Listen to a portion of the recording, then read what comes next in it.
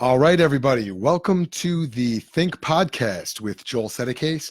I'm Joel Sedecase, and this is the show where we tackle impossible questions from a Christian perspective to get you better equipped to know what you believe and how to share and defend it. Now, before we get started, I want to tell you first about something brand new. And we've been doing the Think Institute and the Think podcast for about 8 months now. We've created tons of resources. We've got blog articles. We've got podcast episodes. I've done in-church trainings. We've written books. We published Catechids, our resource for families. And you know what? There are a lot of other great resources out there online. And I will come across many of these throughout the course of my week, and I want to share these with you, as well as the latest resources that we're creating here at the Think Institute. So if you like the kind of content we're creating and you want to discover more of it, you will like the Think Update. The Think Update is a brief weekly email delivered straight to your inbox with tools and tips to help you define and defend what you believe, the biblical message. You can subscribe to the Think Update right now and be sure to be one of the first to get it when we publish our first email, our first update. It's going to be coming out later this week. You can get that by going to thethink.institute. I've also put a link in the description of this video if you're watching online right now. So you can go to that link and fill in your email address right there at the Think Institute page. So wanted to make sure that you guys knew about that. It's going to be very exciting. We're just starting it. It's brand new, hot off the press, or at least it will be once I send it out. Now, today we're talking about a subject that is often controversial, often very offensive, and one that, you know what, a lot of folks are just as happy not addressing and really, quite frankly, not really thinking about. But you know what? Here at the Think podcast, I really enjoy tackling some of those impossible questions. And I still remember I was talking to one of my ministry partners early on and talking about, what direction should we really take the podcast in? And he really encouraged me to position myself and position this podcast as one that likes to tackle those impossible questions. And sometimes we do it with a guest. Sometimes I just do it myself, as you know. But today we're talking about the topic of God's wrath. And this is a subject that we oftentimes get wrong, but it's one that it is so crucial to get right. So I want to talk about how to explain God's wrath in a way that will actually make sense to your non-Christian friends. And so I put out a post on Facebook earlier today, and I asked this question. When you think of God's wrath, what images come to your mind? And some of the responses that we got were very good. One person posted a GIF of a lightning bolt striking the road right in front of your car. Someone else said, "My sin." Other folks talked about fire and brimstone raining down. And there was a lot of that sort of imagery. One person said the cross. And we really got some very compelling imagery. One person said the flood, fire and brimstone raining from the sky, the ground opening up and swallowing people, plagues, the cross. So that was all from Marcus McLean. Marcus, thank you for that really graphic and, quite honestly, very biblical imagery. For me, when I think about God's wrath, some of the first images that come to my mind are Sodom and Gomorrah being destroyed back in Genesis. Those were two immoral cities that God destroyed. I also think of thunder and lightning. I think of invading armies. I even think of images that don't come from the Bible, like the city of Pompeii in ancient Italy that was destroyed by a volcano. And Pompeii was a very immoral city. There's nothing in scripture that says Pompeii would be destroyed, but it sure seems like one of those Sodom and Gomorrah type situations. I think about hellfire and all these different forms of God's wrath. And yet there is an element of God's wrath that many may miss. And this makes it very difficult when we're trying to explain wrath in terms that people today can understand. If we miss this, we actually have a harder time building that bridge between the biblical language of God's wrath and the mindset of the typical non-Christian today. And I hesitate to even use the word typical, because there really is no typical non-Christian other than the fact that they don't believe in God. They share that characteristic. So what we're going to do is we're going to look at Romans chapter 1, verses 18 through 24. Now, why this passage? First of all, because God explicates what his wrath is like in Romans 1, 18 through 24 in a way that is a little bit unique, a little bit unusual to the rest of Scripture. It's also one of these passages that I've been spending a lot of time on because our church, Park Community Church, is going through Romans right now, and I'm actually in process of memorizing Romans chapter 1 as we go through it. So I'm working on memorizing this passage, and it really talks a lot about God's wrath. So what we're going to do as we look at this passage is we're going to ask these questions. First, we're going to ask, what did we ever do to God? Then we're going to ask, is this really our fault? Then we'll ask, what does God's wrath really look like? And this is where we're going to see the missing element. And then finally, I'm going to explain how you can offer your friend, your non-Christian friend, hope and rescue or escape from God's wrath, which is very real and which is going to be very relevant. So let's now get into the main points. Let's talk about the first question. What did we ever do to God? Well, before we do that, let's actually pull up Romans chapter 1 and let's get into this passage, and let's talk about what does the Apostle Paul, who wrote this passage, actually say about God's wrath. Well, here's what he says starting in verse 18. For the wrath of God is revealed from heaven against all ungodliness and unrighteousness of men who by their unrighteousness suppress the truth. For what can be known about God is plain to them, because God has shown it to them. For his invisible qualities, namely his eternal power and divine nature, have been clearly perceived ever since the creation of the world in the things that have been made. So they are without excuse. For although they knew God, they did not honor him as God or give thanks to him, but they became futile in their thinking, and their foolish hearts were darkened. Claiming to be wise, they became fools and exchanged the glory of the immortal God for images resembling mortal man and birds and animals and creeping things.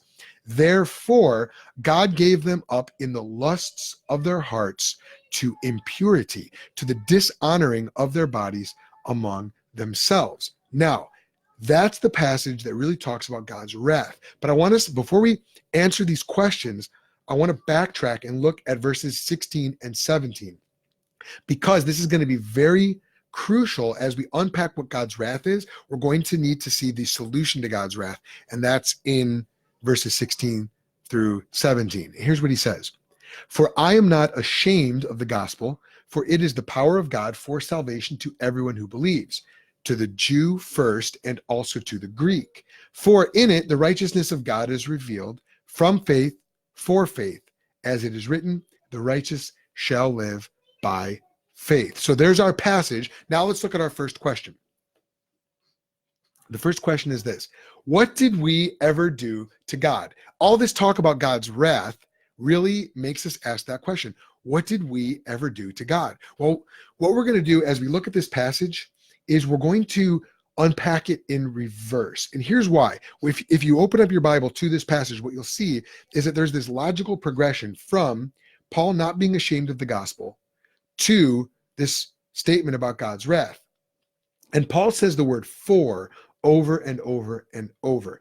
And one of the things that I learned from John Piper, a pastor and author based out of Minneapolis, Minnesota, is this: whenever you see a passage like this where you've got for and then for and then for, the for functions as an explanation. It's like saying because of this. And so what you can do is you can take the passage and flip it in reverse, and you can make the argument going in reverse, and you can say because of this, therefore that, because of this, therefore that. So we're going to start in verse 21, and we're going to answer this question: what did we ever do to God? And we're going to tackle this question in the reverse order from how it's written, but in the logical order of the way that Paul is progressing his argument.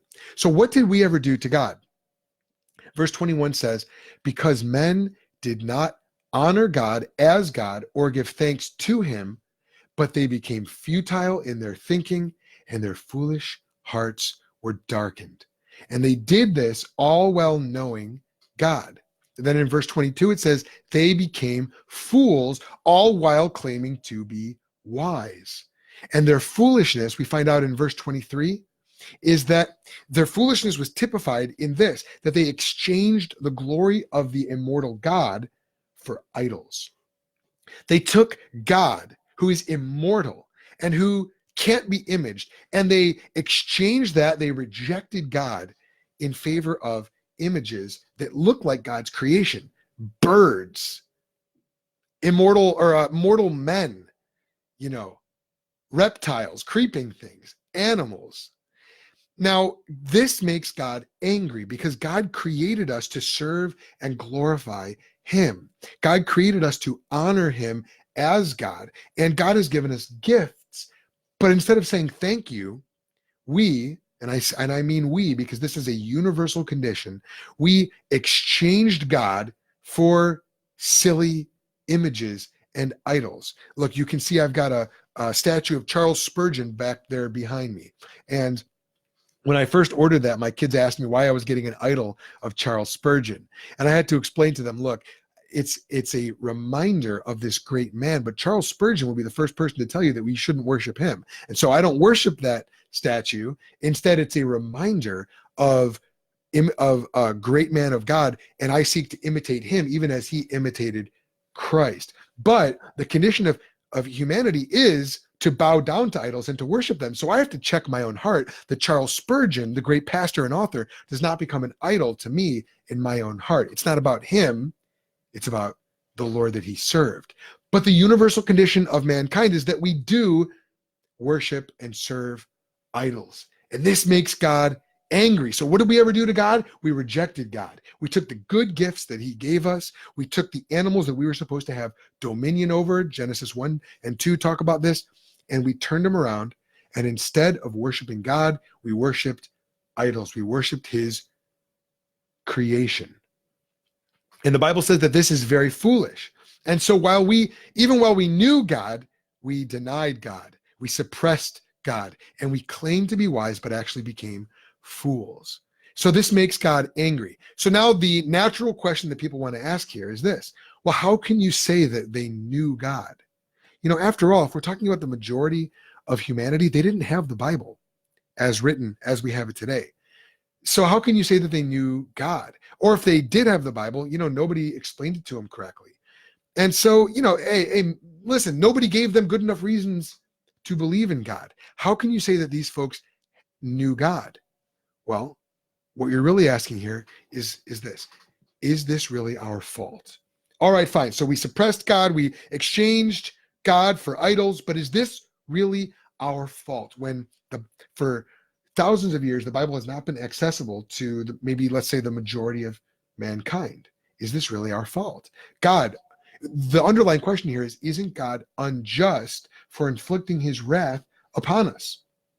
And this is going to be the question that your non-believing friend or relative or coworker is naturally going to ask. And it's a good question. And you and I need to be asking that question as well. Is this really fair? Because is this really our fault? Well, what we find out as we continue Paul's argument here, if we look at verses 19 and 20, verse 20b says this: they are without excuse. Now, why are they without excuse? If they didn't have the Bible, how can they still be without excuse? Here's why. Verse 20 says that they had enough evidence. See, God's invisible attributes, namely his eternal power and his divine nature, have been clearly perceived since the creation of the world in the things that have been made. So there are two ways that God reveals himself to us: by his works and by his word. And even if you don't have his word, God still reveals himself by his works in the things that have been made. Now, what do we see from the things that have been made? Well, Paul says we see his invisible attributes. So God is such a boss that he can make even his invisible attributes plain to us. So plain, in fact, that we are without excuse for missing them. In fact, we can't miss them. We actually have to deny them. And those invisible attributes are his eternal power and his divine nature. Now, God, in the Bible, God is eternally powerful. He existed before the creation of the world. And his existence is so awesome and so transcendent that he actually spoke the world into existence. So when it talks about his eternal power, it's talking about how God transcends our world. Our world had to come from somewhere. Flowers don't create themselves. Human beings don't create ourselves. We procreate, but all creation can do is procreate. We can't originate ourselves and bring ourselves into being. So the very existence of this world, which is contingent, meaning it depends on something else for its existence, testifies to the fact that God must exist and that we must have a creator who brings us into being. One of the fundamental principles of philosophy is that out of nothing, nothing comes. And our very scientific endeavors, if you know anything about science, are predicated upon the fact that this universe is governed by invisible rules, natural rules, physical rules, rules of logic, rules of mathematics, rules that correspond between our mind and the world in which we live. And these rules are unchanging, they are immaterial, they are universal, they are absolute, and they are knowable to our minds. This is all irrefutable proof that there is a divine lawgiver, because we take these things for granted and they can't come from changing matter. Changing matter cannot bring unchanging, immaterial laws into being. And so we have enough evidence from the creation around us to know that that God's eternal power is what it is. And even in our very soul, the very longing that we have to live forever, the longing that we have for justice, the longing that we have to be moral, the longing that we have to see things made right in the world. These are things that cannot originate in us because they are transcendent. They are beyond us because none of us is the perfect example of these things. And so if there's this desire for something beyond us that's been clearly placed within us, if the universe is governed by these rules, what Paul is saying here is that we have enough evidence and we should have known. This is why in verse 19 it says, what can be known about God is plain to them because God has shown it to them. So because of this, we are all without excuse. So what did we ever do to God? We rejected him and started worshiping creation instead of him. And is this really our fault? Yes. Unfortunately for us, this is really our fault. Now, so far, I haven't used a lot of biblical language. I haven't used a lot of theological terminology. I'm just explaining what the Bible says in clear terms that I think anybody would be able to reproduce in common language. It's our fault, and we have enough evidence. So now the question is, what does God's wrath really look like? How could we understand his wrath? Should we now expect that a lightning bolt's going to come out of the sky and burn us up? Well, we have to understand what God's wrath is really like. Let's talk. We're going to talk about the two forms that God's wrath really takes. But first, we have to see what God reveals to the Apostle Paul in verse 18. He says this. He says, God's wrath is revealed. So God's wrath is revealed here in this world. That means that we ought to be able to look around and see God's wrath at work. We ought to be able to see God's anger and displeasure at sin. But here's the thing. I don't see a lot of thunderbolts coming down. I don't see a lot of the ground opening up and swallowing up sinners. Yes, I see natural disasters, but those seem to strike people pretty indiscriminately. And it seems like the quote unquote good and the quote unquote bad both get swallowed up when there's an earthquake. So what's going on here, Paul? How can you say that the wrath is revealed in such a way that it's visible to us? Well, here's how. First of all, it's revealed from heaven, so it is from God, but it's also revealed against the ungodliness and unrighteousness of men who, that means people, who by their unrighteousness suppress the truth. So there's going to be a direct connection between the cause, that is sin, and the effect, that is wrath. This is not indiscriminate, but it's focused. So a tsunami that strikes Indonesia. Now, could that be God's wrath? Could that be a manifestation of God's wrath? Well, in a certain sense, yes, in that this world is fallen and we are all sinners and we all do deserve to perish. In another sense, yes, because there is a greater wrath, a permanent wrath, which we're going to talk about in a few minutes, that it does remind us of, where all unrepentant sinners, folks who have not turned to God in repentance and faith, will one day actually suffer God's punishment. But the kind of wrath that Paul's talking about here is not indiscriminate. It doesn't sweep away the righteous with the unrighteous, the good with the bad, the just with the unjust. So what is this wrath that he's talking about? Well, the second thing we have to realize is that this wrath very well might not be recognized. It might not be, it's not that it's not recognizable, but it might not be recognized by us because of what our condition is like, because we are suppressing the truth about God in the first place. And therefore, by suppressing the truth about God, we have actually cut ourselves off from the ability to see God. Because we're suppressing the truth about God from the get-go, now when God's wrath is revealed, we've already ruled out God as a possible explanation for it. Now, here's what this is like. This is like a man who moves from Mexico to Canada, and he doesn't believe in winter. He only believes in summer. And so one day his wife said that she could prove that winter was a real thing. So one frosty January morning, she asked him, "Dear, I bet I can prove to you that winter is a real season. Now, does it snow in the summer?" And the man replies, "No, every dummy knows that it doesn't snow in the summer. The summer is hot." And so his wife said, "Well, look outside." And the man looks outside and he sees big, fluffy flakes of snow covering his lawn and turning it white. And his wife goes, "Ha, you see?" And the man looks out his window and sees this and he says, "Well, what do you know? I guess it does snow in the summer." So you see, his wife, of course, walks away exasperated. But this man had cut himself off from the ability to see what was going on.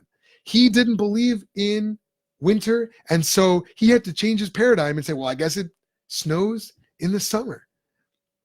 And so the evidence that was right before his eyes failed to prove to him the truth because he was suppressing the truth. Now that's a silly example. That's a silly example of truth suppression. Okay, but the fact is that if you have an unbeliever who's asking you for evidence of God's wrath, the very fact that he is starting out by assuming that God is not real and assuming that God's wrath is not a real category, no matter how much evidence and proof that you give, unless God opens his eyes, and here's where I want to get to, unless God opens his eyes, he's never going to see this. So as you're explaining God's wrath to an unbeliever, just keep that in mind, that there's a lot of truth suppression going on here. And lest you think that I'm judging this person, I want you to understand, this is you and me. This is you and me apart from God's grace. We suppress the truth. And if we suppress the truth, how much more if we suppress the truth now as believers, how much more did we suppress the truth as unbelievers? And how much more would we expect our non-believing friends to be suppressing the truth even now? And so we have to understand that God's wrath is revealed, but we might not see it. All right. So let's talk about the two forms that wrath does take. And only one of them is being manifested now. First, there is the first form, which is the ultimate destination of those who suppress God and want nothing to do with him. Now that is hell. This is like what everybody thinks of. This is fire and brimstone and darkness and gnashing of teeth. And the Old Testament destructions were a type of that. They were a signpost of that. Do you know that in the Old Testament, it doesn't talk really hardly at all, if at all, about eternal hell? Instead, God uses real world examples to point us toward that final destination. Jude 1 verse 7 says this: Sodom and Gomorrah and the surrounding cities, which likewise indulged in sexual immorality and pursued unnatural desire, serve as an example by undergoing a punishment of eternal fire. Look, you can go to where Sodom and Gomorrah used to be in the old days, and today, you know what's there? The Dead Sea. Salt deposits everywhere. You can go there and you can see that sulfur and salt and fire has at one point rained down on this area. And that is meant to be a signpost pointing us toward the eternal wrath of God that is coming. And when I'm talking about this, listen, I don't speak about this lightly. This is a terrifying thing. This is what kept me up at night when I was 7 years old. The idea that there are people in punishment in right now, they're not in hell, they're in Hades. That's a whole nother story, but they're waiting to go to this place of eternal wrath. Now, when you're talking about this, remember, this is a consequence for sin. It is fair. It is just. It doesn't mean it's pleasant. It's by definition not pleasant, but it corresponds to the sin that sends us there. And this is why we as believers need to be so incredibly grateful for God's grace, because we are not Christians because we used our intellect and our free will to will ourselves to have the faith to trust in God. We are Christians because God revealed himself to us, and by grace we have been saved through faith. And grace, by definition, is an undeserved gift from God. So those who suppress God are going to suppress him all the way into eternity. They're going to hate him forever. And hell is where that hatred meets its natural conclusion. That's the first kind of wrath. But that's not what Paul is talking about here in Romans chapter 1. And so here's why I'm talking about this is, like I mentioned, we've been discussing Romans 1. The preaching series has been on Romans 1 over the last few weeks. And I'm recording this on Facebook as we speak. And my pastor and friend, Dan Osborne, just asked if this is because he didn't explain it well yesterday. No, absolutely not. This is because the teaching series has inspired me to talk about this. And so I spent a lot of time exegeting this passage, but I'm actually not going to be talking about specifically what Dan talked about yesterday, which was he actually talked about the specific sin of homosexuality. And I would highly recommend that you go and listen to that. I think Dan did a great job expositing that passage and drawing out what Paul is talking about there. He did it in a reasonable way. I'm not going there. I'm sure I will at some point, but by virtue of this ministry, I am able to take a little bit more of an edge with some of the things we're talking about. Our audience tends to skew more exclusively male, not exclusively, but more male, and tends to be a little bit younger as well. And millennials tend to like that edge. And so I can get a little bit more serrated in some of the things that I talk about here, as opposed to, when I was preaching on a Sunday morning. So here's where we're at. The second form of wrath that Paul is discussing is this. It is a giving over. And this is what you can't miss. It is the active giving over of a sinner to his sin. In a sense, it's a passive form of wrath. Now, nothing God does is passive. Everything he does is intentional. It is foreordained. It is predestined.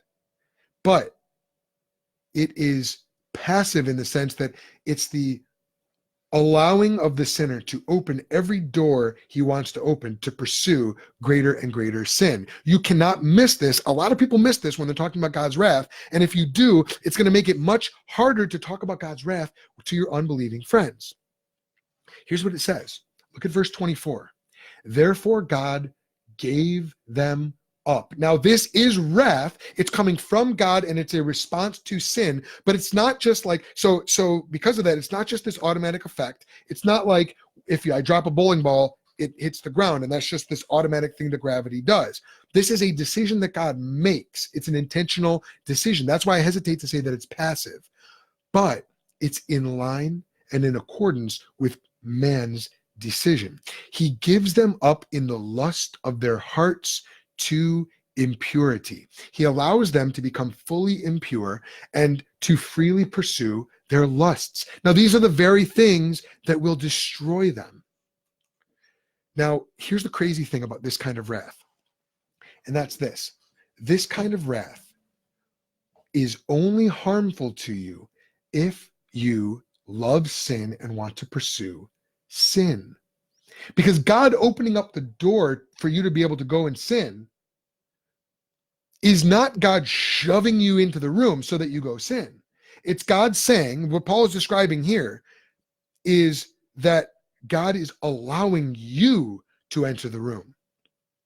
Now, this is not the only way that God does this. In Romans chapter 9, he does talk about God hardening Pharaoh's heart, and that was an active hardening.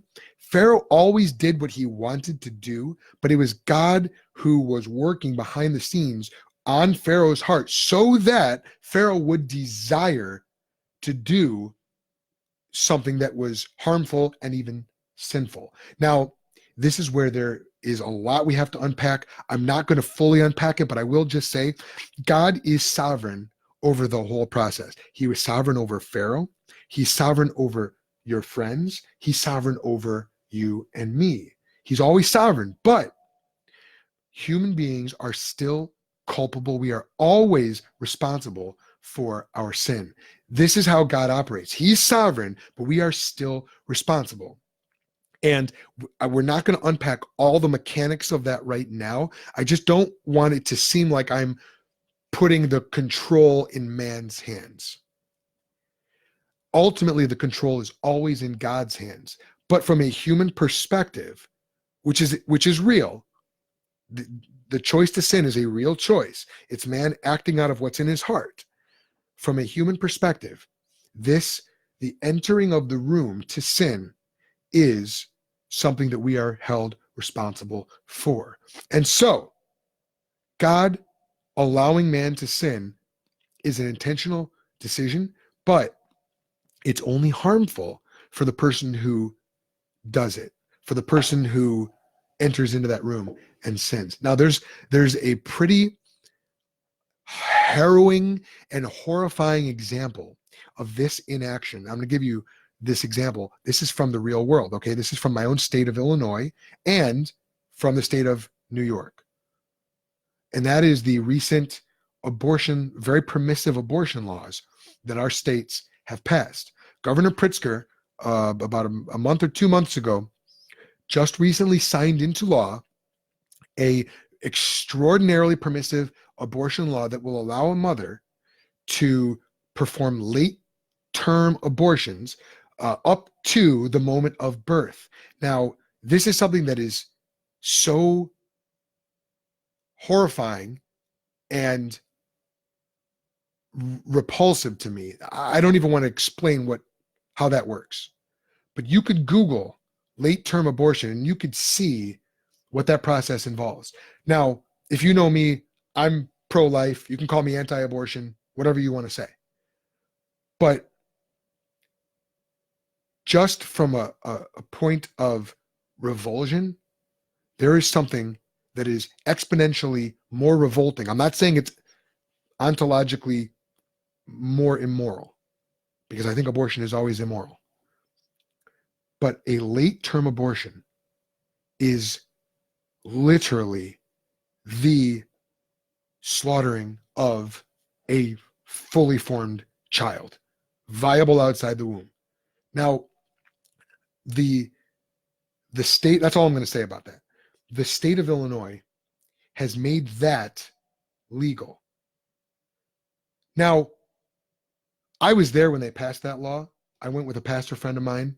They wouldn't let us into the hall. They closed us out. They locked us out. It was an invite only. It was an RSVP only event. So we stayed outside and we prayed, and they actually ended up redirecting traffic away from that exit so nobody would interact with us. That's a whole another story. I can tell you about that sometime. But that law, here's something that occurred to me after we left that place and we were walking away.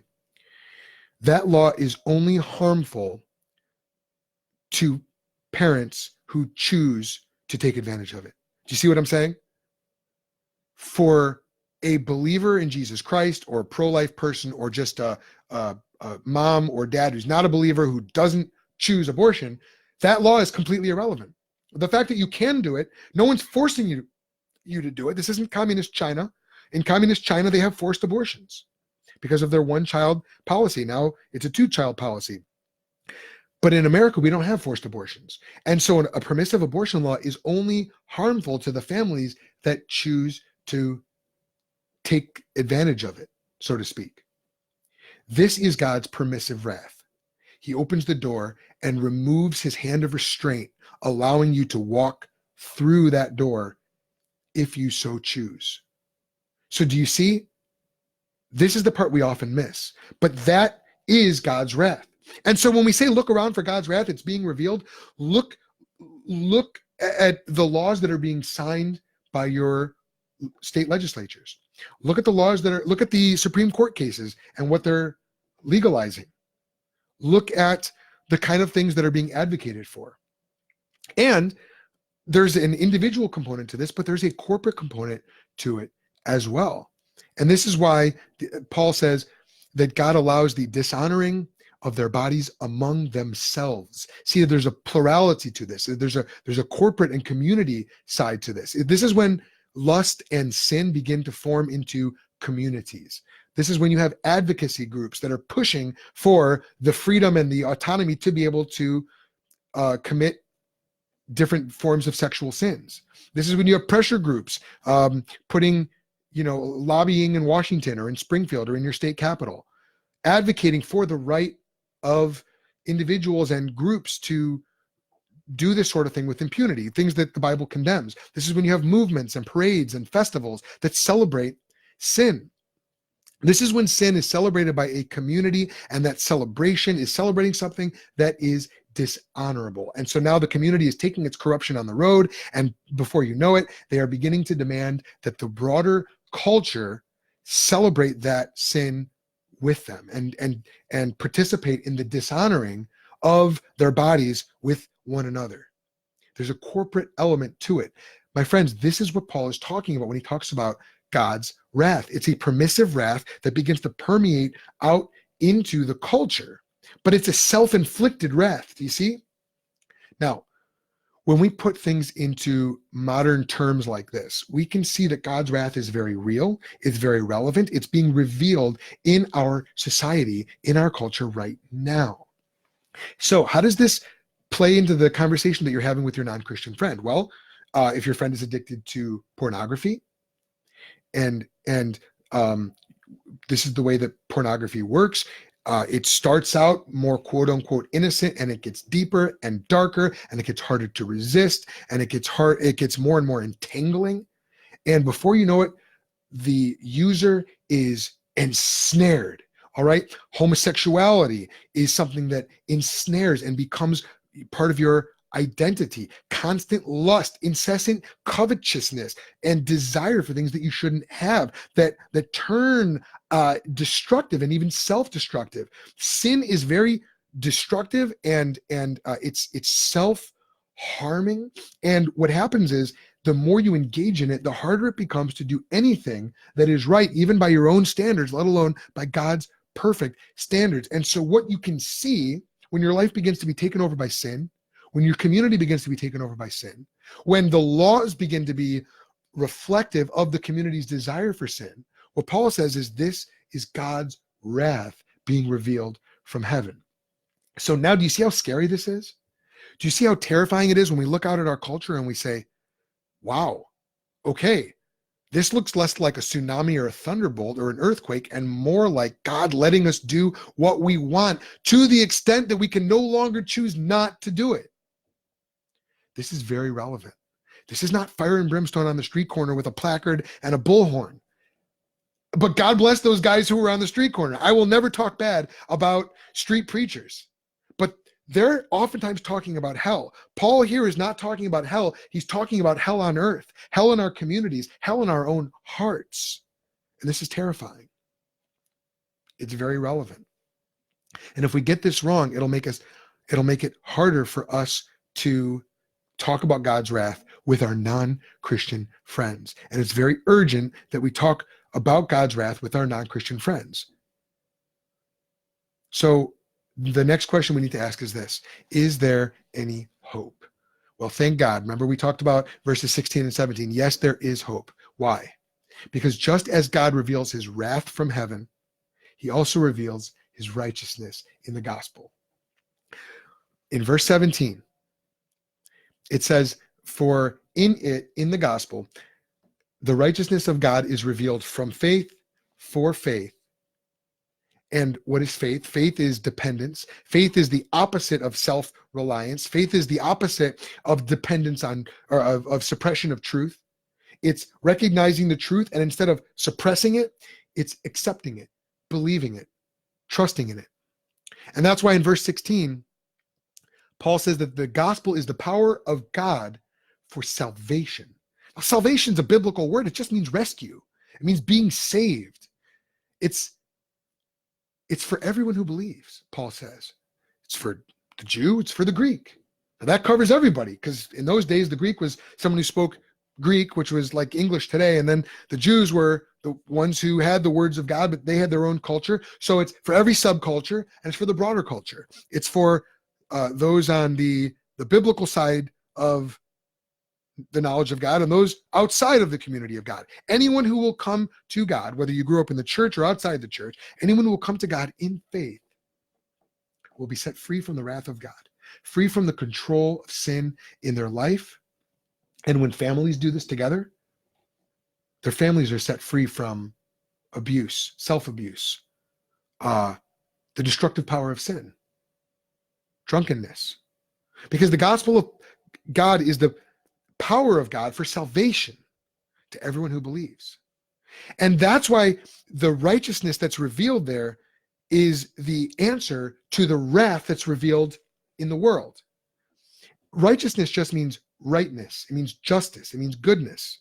And so we're really looking at two different sides of God's justice here when we're talking about wrath.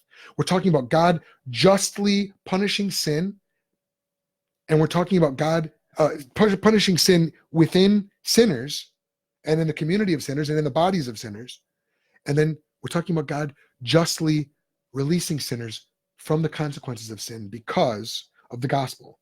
And the good news of the gospel is that God punished his own son on behalf of his people, anyone who would ever have faith in him, so that they would not perish, they would not be overtaken by their sin, overtaken by wrath in this life and wrath in the life to come, but would have everlasting life. Because Jesus, who never sinned, took that wrath in our place. See, God, who is always in control, allowed Jesus to face the wrath of God.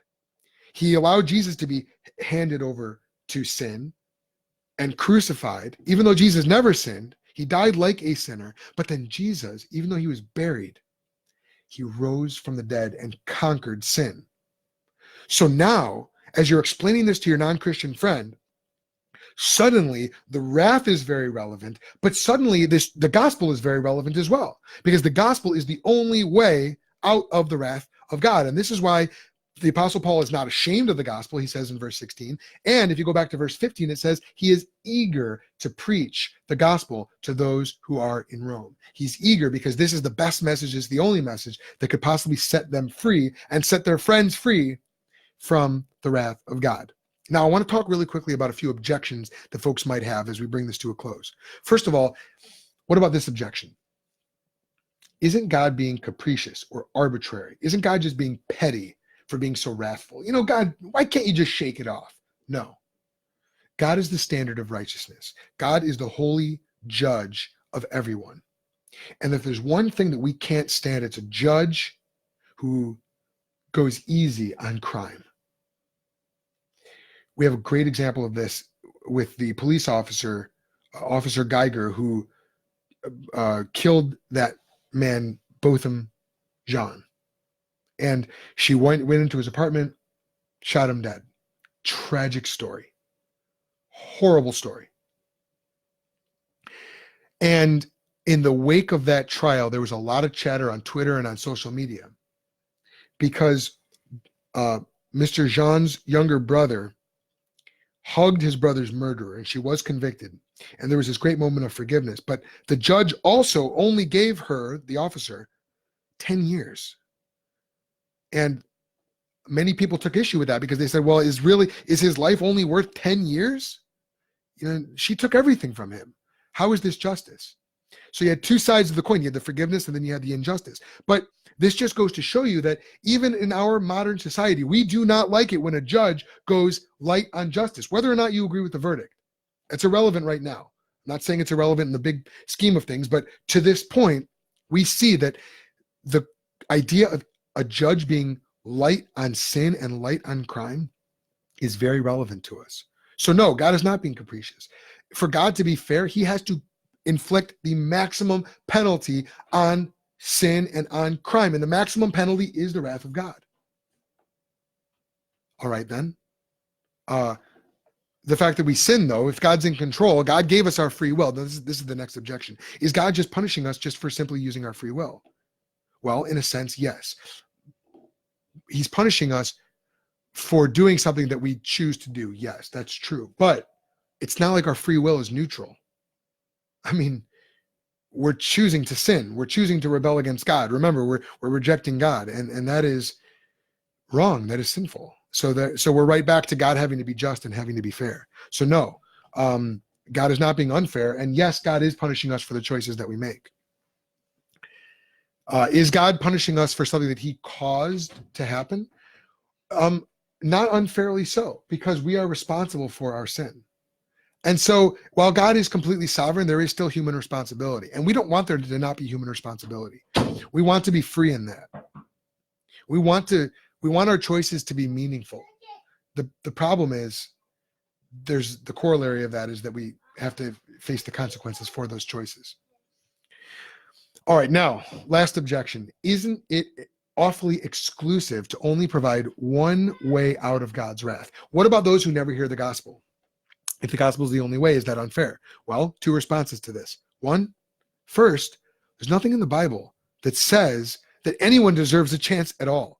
In fact, in Romans 9, further on in Romans, God, through the Apostle Paul, repeats something that he had said in Exodus, where he says, I think it's Exodus, I will have mercy on whom I will have mercy, and I will have compassion on whoever I will have compassion on. The idea that God saves anyone is an unbelievable example of God's mercy, his grace. Wrath is what we deserve. The fact that he forgives anyone is undeserved. The gospel is not something that we can go to God and say, you owe me your grace. We can't. We are creatures and sinful creatures at that. We have no right to demand anything of God. And so to those who never hear the gospel, Paul makes it very clear they have no excuse. In fact, he uses those exact words. So they are without excuse. There is enough evidence and proof in creation to condemn every sinner. You, me, everybody. So the gospel is purely grace. And if you've heard the gospel and you believe it, and you've come to that point where you've trusted in Jesus, man, you ought to be on your knees thanking God that he would ever save a sinner like you. And I got to tell you, I don't thank God nearly enough for what he did for me. I was wretched. I'm still wretched apart from God's grace. I don't deserve his grace. Neither do you. So is it exclusive? Yeah, it's exclusive. But there's only one Savior who's ever died for sinners. There's only ever one. So he by definition, he can be the only one. Second, I would say this. If you're concerned about the exclusivity of this, and you're concerned about what happens to people who never hear the gospel, man, get on your horse. Go into the mission field. Become a pastor. Become an evangelistic worker. Because they do need to hear it. They need to hear the gospel. And so it's up to you to tell them. It's up to you to give the grace of God to those who have not heard the grace of God. And if you're hearing some noises in the background, my kids are coming in. They're home from school. They're I don't know if dinner's ready. I don't know what's going on out there, but this is the joys of being in my home study. So let's wrap it up. God's wrath is very real. God's wrath is very relevant. And we can see examples of God's wrath at work in our lives, in our legislatures, in our communities. And God's wrath is permissive until it's permanent. God's wrath is avoidable only through Jesus Christ, only by God's grace.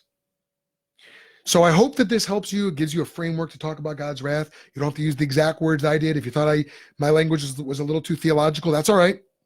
You can put this into language that you think would be more contextualized. But I hope we've seen that that God's word does give us the framework for talking about wrath in a way that is very relevant.